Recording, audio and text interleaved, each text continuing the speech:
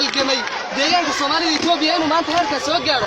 inay ayaga oo micnihii wax xog ah iyo wax la siiyaan jirin xataa Abiy Ahmed wuxuu go'aan ku gaaray waxa laga soo dhaweeyay gegada diyaaradaha jigjiga inuu iska soo dhax istaago isagoo xisbi dimuqraadi shacabka Soomaaliya Itoobiya ka dhiganaya gabaad isla markaana asaga ina shiga xog isku ogyihiin oo si khaas ah loo soo abaabulay waxaa micnihii wax laga xumaada oo moral xumo maanta lagu ah afarta gobol shanta gobol ee xuduudda deegaanka ahayd in laga tago iyagoo hulfulinta loogu sameeynin oo loogu yeelin hal xubin oo matala afarta gobol ee xuduudda deegaanka ugu weyn ahaa taas waa mid aan maanta aan aad u cambaaraynayno waxaan ka hadlayaa aniga oo maanta ku hadlayo codka dhalinyarada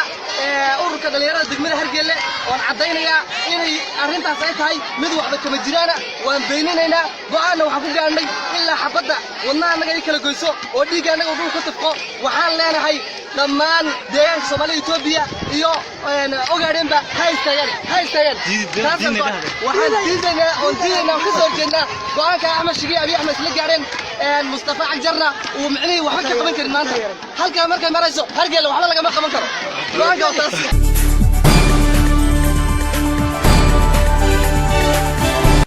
koobaad magacaygu waa Mukhtaar Sheekh Xasan Yare marka labaad waxaan ahay Itoobiyaan marka saddexaad waxaan ku hadlayaa codka beesha reer Sheekh Abiyooriska Doolood ama bacdu waxaan diidaynaa dulmi waxaan doonaynaa cadaalad iyo sinaan baan doonaynaa waxaan cadaynayaa inaan la shaqayn doonin xukuumad kasta oo la soo dhiso oo aan cadaalad ku dhisnayn taasaan diidaynaa hadalka lamana badiyo lamana bi'iyo